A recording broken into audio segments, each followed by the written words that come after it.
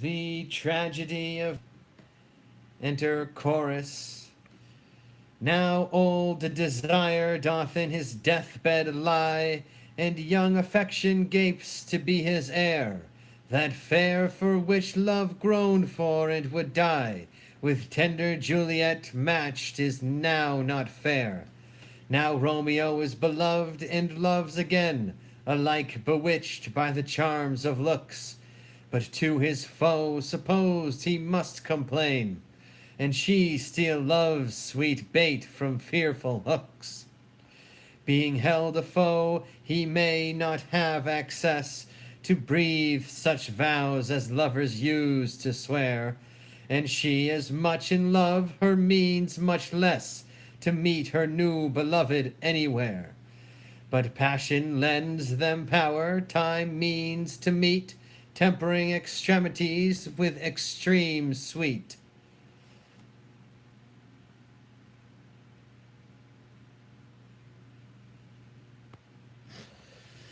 Scene 1.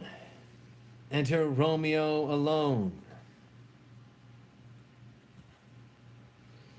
Romeo. Can I go forward when my heart is here? Turn back, dull earth, and find thy centre out. Romeo, my cousin Romeo, Romeo! He is wise, and on my life hath stolen him home to bed. He ran this way and leapt this orchard wall. Call good Mercutio. Nay, I'll conjure too, Romeo, humours, madman, passion, lover. Appear thou in the likeness of a sigh. Speak but one rhyme, and I am satisfied. Cry but me, pronounce but love and dove. Speak to my gossip Venus one fair word, one nickname for her purblind son and heir, young Abraham Cupid, he that shot so trim when King Cophetua loved the beggar maid. He heareth not, he stirreth not, he moveth not. The ape is dead, and I must conjure him. I conjure thee by Rosaline's bright eyes, by her high forehead and her scarlet lip, by her fine foot, straight leg, and quivering thigh, and the demesnes that there adjacent lie, that in thy likeness thou appear to us. And if he hear thee, thou wilt anger him. This cannot anger him. 'Twould anger him to raise a spirit in his mistress's circle, of some strange nature, letting it there stand, till she had laid it and conjured it down. That were some spite, my invocation is fair and honest. In his mistress's name I conjure only but to raise him up. Come, he hath hid himself among these trees, to be consorted with the humorous night. Blind is his love, and best befits the dark. If love be blind, love cannot hit the mark. Now will he sit under a medlar tree, and wish his mistress were that kind of fruit as maids call medlars when they laugh alone. O Romeo, that she were, oh, that she were an open arse, thou a poprin pear. Romeo, good night, I'll to my truckle bed. This field bed is too cold for me to sleep. Come, shall we go in? Go then, for 'tis in vain to seek him here that means not to be found. Scene 2. Romeo advances. Romeo. He justs at scars that never felt a wound. But soft, what light through yonder window breaks? It is the east, and Juliet is the sun. Arise, fair sun, and kill the envious moon, who is already sick and pale with grief, that thou, her maid, art far more fair than she. Be not her maid, since she is envious. Her vestal livery is but sick and green, and none but fools do wear it. Cast it off. It is my lady, oh, it is my love. Oh, that she knew she were. She speaks, yet she says nothing. What of that? Her eye discourses, I will answer it. I am too bold. 'Tis not to me she speaks. Two of the fairest stars in all the heaven, having some business, do entreat her eyes to twinkle in their spheres till they return. What if her eyes were there, they in her head? The brightness of her cheek would shame those stars, as daylight doth a lamp. Her eyes in heaven would through the airy region stream so bright, that birds would sing and think it were not night. See how she leans her cheek upon her hand. See how she leans her cheek upon her hand. Oh, that I were a glove upon that hand, that I might touch that cheek. Ay me, she speaks. Oh, speak again, bright angel, for thou art as glorious to this night, being over my head, as is a winged messenger of heaven unto the white upturned wondering eyes of mortals that fall back to gaze on him, when he bestrides the lazy puffing clouds and sails upon the bosom of the air. O Romeo, Romeo, wherefore art thou Romeo? Deny thy father and refuse thy name, or if thou wilt not, be but sworn my love, and I'll no longer be a Capulet. Shall I hear more, or shall I speak at this? 'Tis but thy name that is my enemy.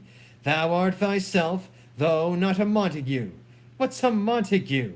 It is nor hand nor foot, nor arm nor face, nor any other part belonging to a man. Oh, be some other name. What's in a name? That which we call a rose, by any other word would smell as sweet. So Romeo would, were he not Romeo called, retain that dear perfection which he owes without that title. Romeo doff thy name, and for thy name, which is no part of thee, take all myself. I take thee at thy word. Call me but love, and I'll be new baptized. Henceforth I never will be Romeo. What man art thou that thus bescreened in night so stumblest on my counsel? By a name I know not how to tell thee who I am. My name, dear saint, is hateful to myself, because it is an enemy to thee. Had I written, I would tear the word. My ears have yet not drunk 100 words of thy tongue's uttering, yet I know the sound.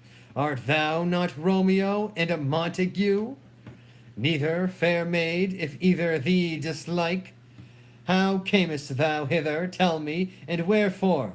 The orchard walls are high and hard to climb, and the place deaf, considering who thou art, if any of my kinsmen find thee here. With love's light wings did I overperch these walls, for stony limits cannot hold love out, and what love can do, that dares love attempt. Therefore thy kinsmen are no stop to me. If they do see thee, they will murther thee. Alack, there lies more peril in thine eye than 20 of their swords. Look thou but sweet, and I am proof against their enmity. I would not for the world they saw thee here. I have night's cloak to hide me from their eyes, and but thou love me, let them find me here. My life were better ended by their hate than death prorogued, wanting of thy love. By whose direction foundest thou out this place? By love, that first did prompt me to inquire. He lent me counsel, and I lent him eyes. I am no pilot, yet wert thou as far as that vast shore washed with the farthest sea, I should adventure for such merchandise. Thou knowest the mask of night is on my face, else would a maiden blush but paint my cheek for that which thou hast heard me speak tonight. Fain would I dwell on form, fain deny what I have spoke, but farewell compliment. Dost thou love me? I know thou wilt say, Ay, and I will take thy word. Yet if thou swearest, thou mayst prove false. At lovers' perjuries, they say Jove laughs. O gentle Romeo, if thou dost love, pronounce it faithfully. Or if thou thinkest I am too quickly won, I'll frown and be perverse, and say thee nay, so thou wilt woo, but else not for the world. In truth, fair Montague, I am too fond, and therefore thou mayest think my behaviour light.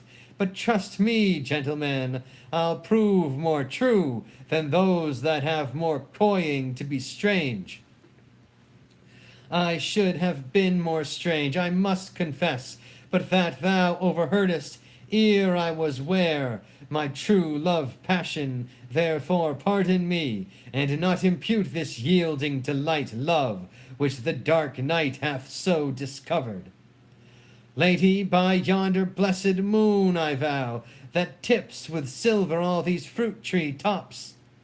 Oh, swear not by the moon, the inconstant moon, that monthly changes in her circled orb, lest that they, love, that prove likewise variable. What shall I swear by?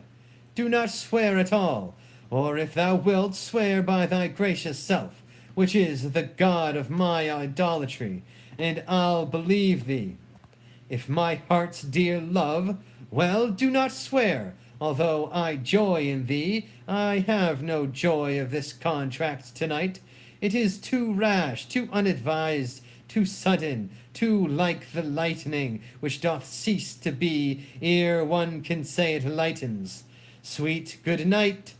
This bud of love, by summer's ripening breath, may prove a beauteous flower when next we meet. Good night, as sweet repose and rest come to thy heart as that thy within my breast. Oh, wilt thou leave me so unsatisfied? What satisfaction canst thou have tonight?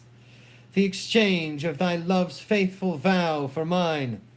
I gave thee mine before thou didst request it, and yet I would it were to give again. Wouldst thou withdraw it? For what purpose, love? But to be frank and give it thee again, and yet I wish but for the thing I have. My bounty is as boundless as the sea, my love as deep. The more I give to thee, the more I have, for both are infinite. I hear some noise within, dear love, adieu. Anon, good nurse, sweet Montague, be true. Stay but a little, I will come again.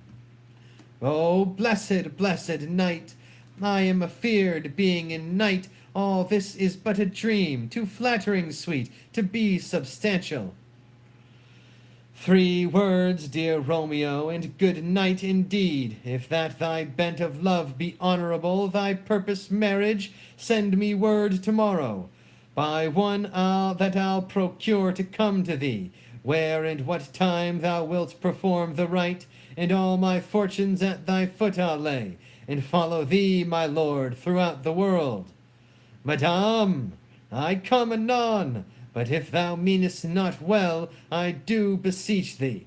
Madame, by and by I come, to cease thy strife, and leave me to my grief, tomorrow I will send. So thrive my soul, 1,000 times good night. 1,000 times the worse to want thy light. Love goes towards love as schoolboys from their books, but love from love towards school with heavy looks. Hist, Romeo, hist! Oh, for a falconer's voice to lure this tassel gentle back again. Bondage is hoarse, and may not speak aloud, else would I tear the cave where Echo lies, and make her airy tongue more hoarse than mine, with repetition of my Romeo's name, Romeo. It is my soul that calls upon my name. How silver sweet sound lovers' tongues by night, like softest music to attending ears. Romeo, my niece? What o'clock tomorrow shall I send to thee? by the hour of 9. I will not fail, 'tis 20 year till then. I have forgot why I did call thee back. Let me stand here till thou remember it. I shall forget to have thee still stand there, remembering how I love thy company. And I'll still stay to have thee still forget, forgetting any other home but this. 'Tis almost morning, I would have thee gone, and yet no farther than a wanton's bird that lets it hop a little from his hand, like a poor prisoner in his twisted gyves, and with a silken thread plucks it back again, so loving jealous of this liberty. I would I were thy bird. Sweet, so would I, yet I should kill thee with much cherishing. Good night, good night. Parting is such sweet sorrow, that I shall say good night till it be morrow. Sleep dwell upon thine eyes, peace in thy breast. Would I were sleep and peace so sweet to rest. Hence will I go to my ghostly sire's close cell, his help to crave and my dear hap to tell.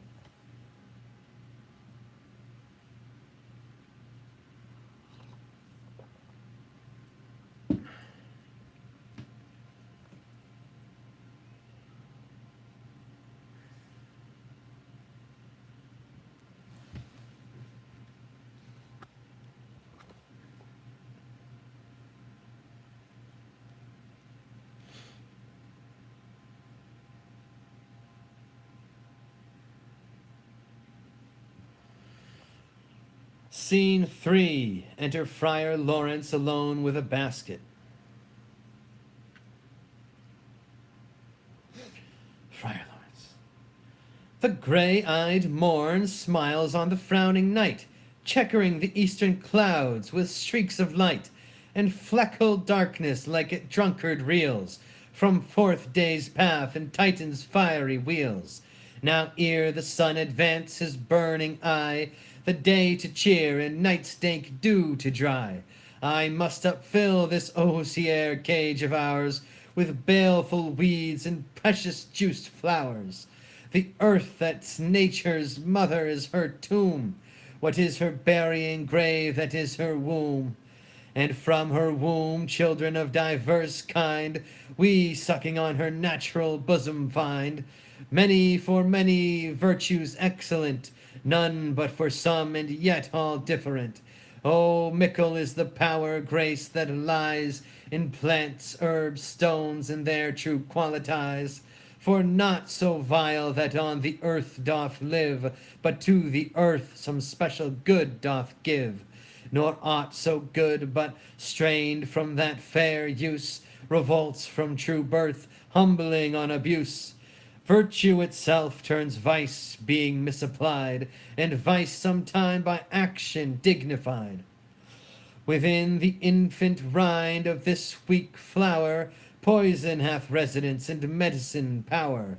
For this, being smelt, with that part cheers each part, being tasted, stays all senses with the heart. Two such opposed kings encamp them still, in man as well as herbs, grace and rude will. And where the worse is predominant, full soon the canker death eats up that plant.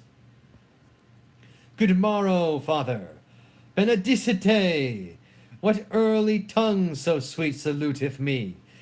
Young son, it argues a distempered head, so soon to bid good morrow to thy bed.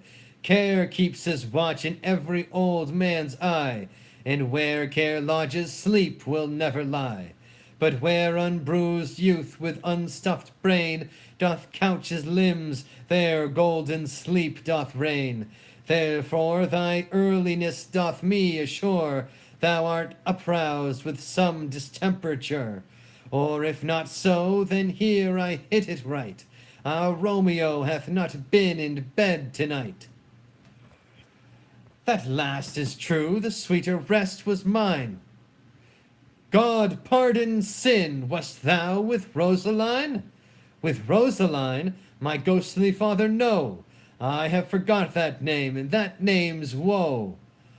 That's my good son, but where hast thou been then? I'll tell thee ere thou ask it me again.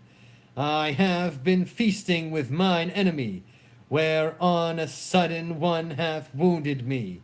That's by me wounded both our remedies within thy help and holy physic lies. I bear no hatred, blessed man, for lo, my intercession likewise steads my foe. Be plain, good son, and homely in thy drift. Riddling confession finds but riddling shrift. Then plainly know my heart's dear love is set on the fair daughter of rich Capulet. As mine on hers, so hers is set on mine, and all combined save what thou must combine by holy marriage. When and where and how we met, we wooed, and made exchange of vow, I'll tell thee pass as we pass, but this I pray, that thou consent to marry us today. Holy Saint Francis, what a change is here! Is Rosaline, that thou didst love so dear, so soon forsaken? Young men's love then lies, not truly in their hearts, but in their eyes. Jesu Maria, what a deal of brine hath washed thy shallow cheeks for Rosaline! How much salt water thrown away in waste, to season love that of it doth not taste! The sun not yet thy sighs from heaven clears, thy old groans yet ringing in mine ancient ears. Lo, here upon thy cheek the stain doth sit, of an old tear that is not yet washed off yet.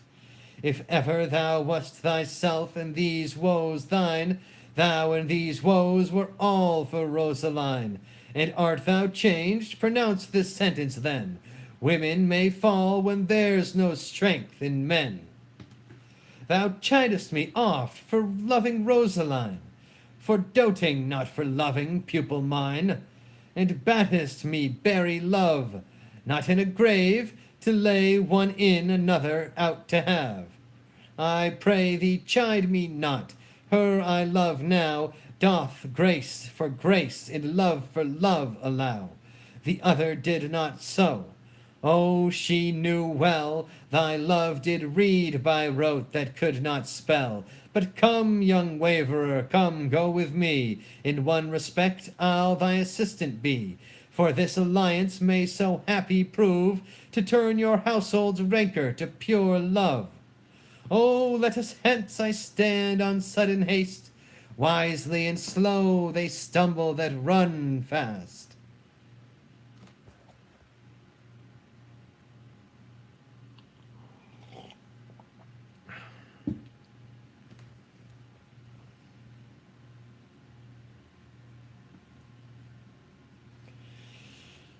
Scene 4. Enter Benvolio and Mercutio. Mercutio. Where the devil should this Romeo be? Came he not home tonight? Not to his father's I spoke with his man. Why, that same pale hard-hearted wench that Rosaline torments him so that he will sure run mad. Tybalt, the kinsman to old Capulet, hath sent a letter to his father's house. A challenge on my life. Romeo will answer it. Any man that can write may answer a letter. Nay, he will answer the letter's master, how he dares being dared. Alas, poor Romeo, he is already dead, stabbed with a white wench's black eye, run through the ear with a love song, the very pin of his heart cleft with the blind bow boy's butt shaft. And is he a man to encounter Tybalt? Why, what is Tybalt? More than prince of cats? Oh, he's the courageous captain of compliments. He fights as you sing prick song, keeps time, distance, and proportion. He rests his minimum rests, 1, 2, and the third in your bosom, the very butcher of a silk button, a duelist, a gentleman of the very first house, of the first and second cause. Ah, the immortal passado, the punto reverso, the hey! The what? the pox of such antic, lisping, affecting phantasmes.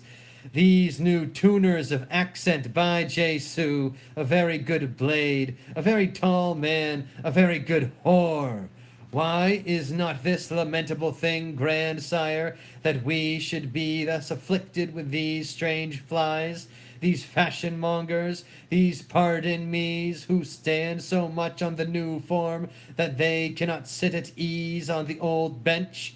Oh, their bones, their bones! Here comes Romeo, here comes Romeo! Without his roe, like a dried herring. Oh, flesh, flesh, how art thou fishified! Now is he for the numbers that Petrarch flowed in. Laura to his lady was a kitchen wench. Mary, she had a better love to berhyme her. Dido a dowdy, Cleopatra a gypsy, Helen and Hero, Hildings and harlots, Thisbe a grey eye or so, but not to the purpose. Signor Romeo, bonjour. There's a French salutation to your French slop. You gave us the counterfeit fairly last night. Good morrow to you both. What counterfeit did I give you? The slip, sir, the slip. Can you not conceive? Pardon, good Mercutio, my business was great, and in such a case as mine a man may strain courtesy. That's as much to say, such a case as yours constrains a man to bow in the hams. Meaning to curtsy. Thou hast most kindly hit it, a most courteous exposition. Nay, I am the very pink of courtesy. Pink for the flower? Right. Why, then is my pump well flowered. Sure wit, follow me this jest now, till thou hast worn out thy pump, that when the single soul of it is worn, the jest may remain after the wearing solely singular. O single-souled jest, solely singular for the singleness, come between us, good Benvolio, my wits faints. Swits and spurs, or I'll cry a match. Nay, if our wits run the wild goose chase, I am done. For thou hast more of the wild goose in one of thy wits than, I am sure, I have in my whole 5. Was I with you there for the goose? Thou wast never with me for anything when thou wast not there for the goose. I will bite thee by the ear for that jest. Nay, good goose, bite not. Thy wit is a very bitter sweeting. It is a most sharp sauce. And is it not then well served into a sweet goose? Oh, here's a wit of Cheverel that stretches from an inch narrow to an ell broad. I stretch it out for that word broad, which added to the goose proves thee far and wide a broad goose. Why, is it not this better now than groaning for love? Now art thou sociable, now art thou Romeo, now art thou what thou art, by art as well as by nature, for this drivelling love is like a great natural that runs lolling up and down to hide his babble in a hole. Stop there, stop there! Thou desirest me to stop in my tale against the hair. Thou wouldest else have made thy tale large. Oh, thou art deceived, I would have made it short, for I was come to the whole depth of my tale, and meant indeed to occupy the argument no longer. Here's a goodly gear. A sail, a sail! Two, a shirt and a smock. Peter! Anon, my fan Peter! Good Peter, to hide her face, for her fans the fairer face. Good morrow, gentlemen. God ye, good den, fair gentlewoman. Is it good den?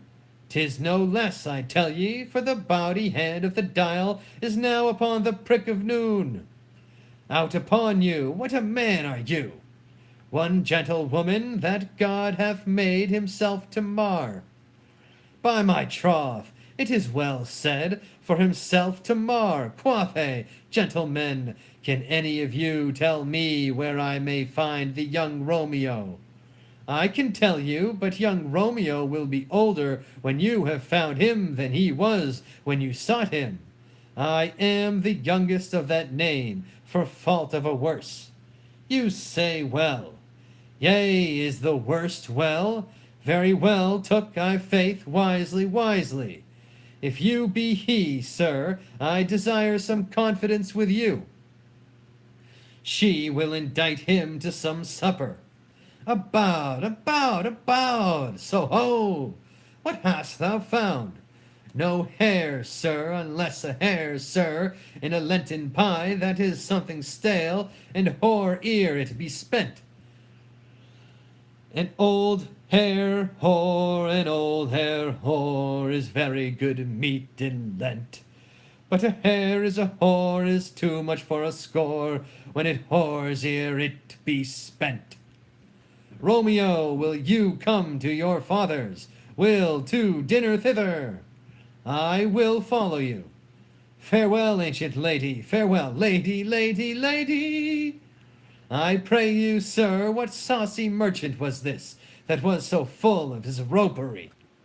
A gentleman nurse, that loves to hear himself talk, and will speak more in a minute than he will stand to do in a month.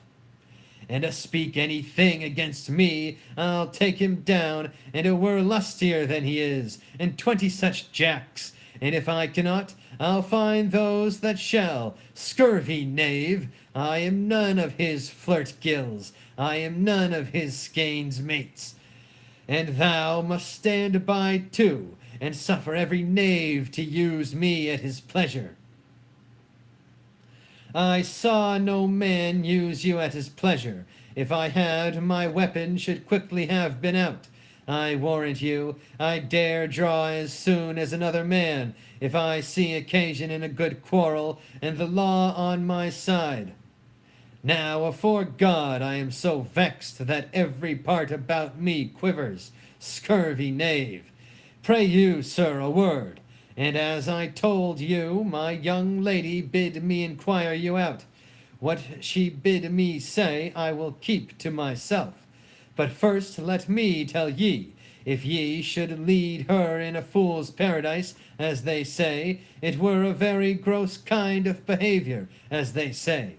For the gentlewoman is young, and therefore if you should deal double with her, truly it were an ill thing to be offered to any gentlewoman, and very weak dealing. Nurse, commend me to thy lady and mistress, I protest unto thee.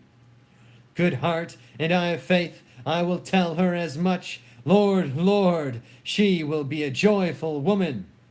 What wilt thou tell her, nurse? Thou dost not mark me. I will tell her, sir, that you do protest, which, as I take it, is a gentleman-like offering. Bid her devise some means to come to shrift this afternoon, and there she shall at Friar Lawrence's cell be shrived and married. Here is for thy pains. No, truly, sir, not a penny. Go to, I say you shall. This afternoon, sir? Well, she shall be there. And stay, good nurse, behind the abbey wall. Within this hour my man shall be with thee, and bring thee cords made like a tackled stair, which to the high top gallant of my joy must be my convoy in the secret night. Farewell, be trusty, and I'll quit thy pains. Farewell, commend me to thy mistress. Now God in heaven bless thee. Hark you, sir. What sayest thou, my dear nurse? Is your man secret? Did you never hear say, two may keep counsel, putting one away? Warrant thee, my man's as true as steel. Well, sir, my mistress is the sweetest lady. Lord, Lord, when 'twas a little prating thing, oh, there is a noble man in town, one Paris, that would fain lay knife aboard, But she, good soul, had as lieve see a toad, a very toad, as see him. I anger her sometimes and tell her that Paris is the proper man, but I'll warrant you, when I say so, she looks as pale as any clout in the versal world. Doth not Rosemary and Romeo begin both with a letter? Nurse, what of that? Both with an R. Ah, mocker, that's the dog's name. R is for the... No, I know it begins with some other letter, and she hath the prettiest sententious of it, of you and Rosemary, that it would do you good to hear it. Commend me to thy lady. 1,000 times, Peter, anon, before and apace.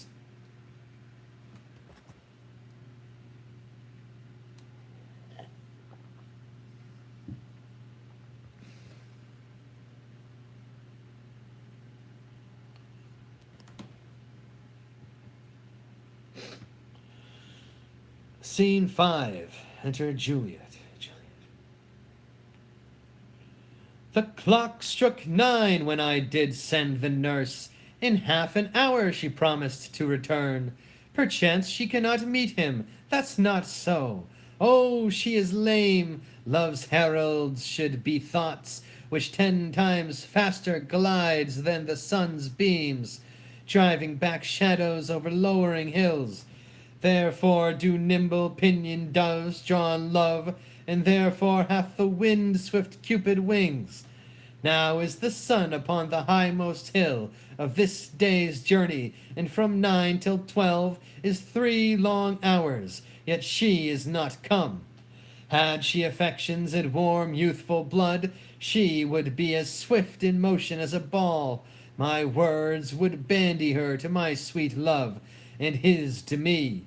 But old folks, many fain as they were dead, unwieldy, slow, heavy, and pale as lead. O God, she comes! O honey nurse, what news? Hast thou met with him? Send thy man away. Peter, stay at the gate. Now, good nurse, O Lord, why lookest thou sad? Though news be sad, yet tell them merrily. If good, thou shamest the music of sweet news by playing it to me with so sour a face. I am a-weary, give me a leave awhile.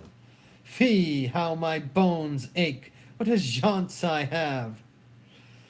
I would thou hadst my bones, and I thy news. Nay, come, I pray thee speak, good nurse, speak. Jesu, what haste! Can you not stay a while? Do you not see that I am out of breath?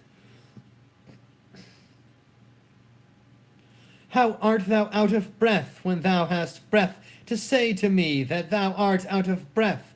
The excuse that thou dost make in this delay is longer than the tale thou dost excuse. Is thy news good or bad? Answer to that. Say either, and I'll stay the circumstance. Let me be satisfied. Is it good or bad? Well, you have made a simple choice. You know not how to choose a man.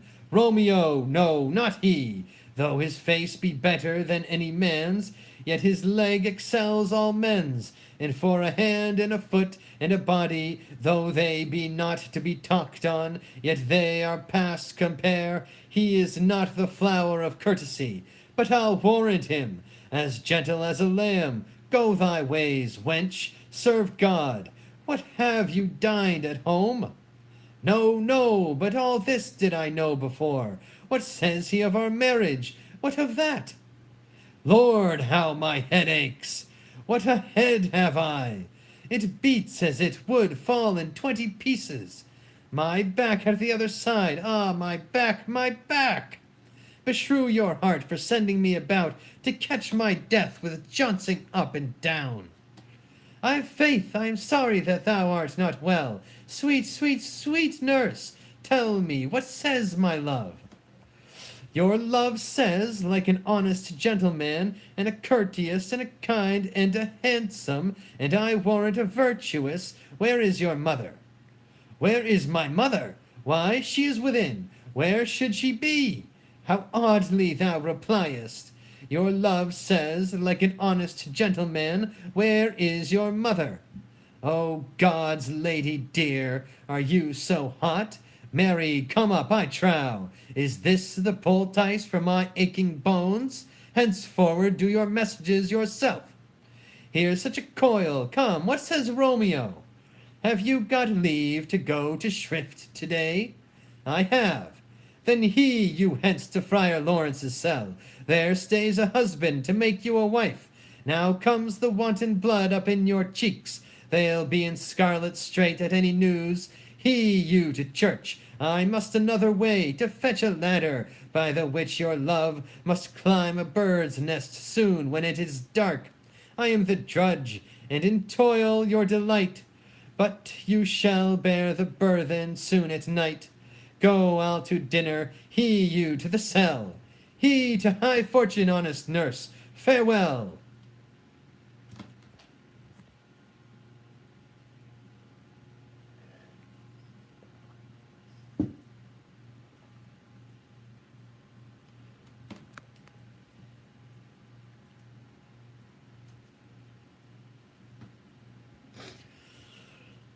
Scene 6. Enter Friar Lawrence and Romeo.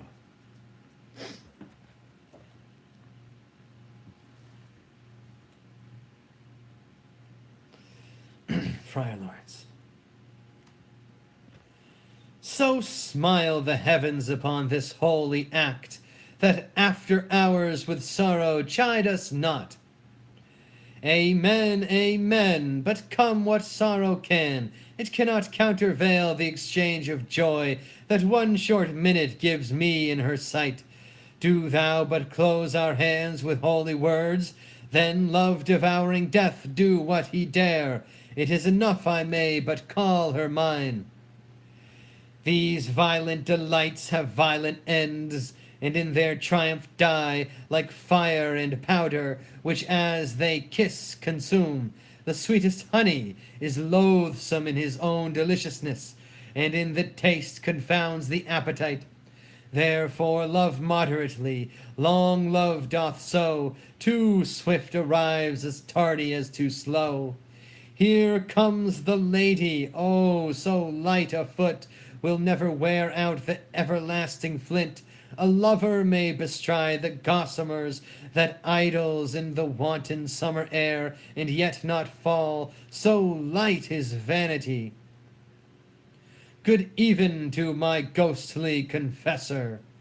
Romeo shall thank thee, daughter, for us both.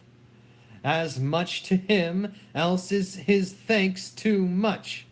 Ah, Juliet, if the measure of thy joy be heaped like mine, and that thy skill be more to blazon it than sweeten with thy breath this neighbor air, and let rich music's tongue unfold the imagined happiness that both receive in either by this dear encounter. Conceit more rich in matter than in words, brags of his substance, not of ornament. They are but beggars that can count their worth, but my true love is grown to such excess, I cannot sum up some of half my wealth. Come, come with me, and we will make short work, for by your leaves you shall not stay alone, till Holy Church incorporate two in one. End of Act 2. Amen. Praise be to God. Jesus Christ. Jah Rastafari the Most High. Bless William Shakespeare.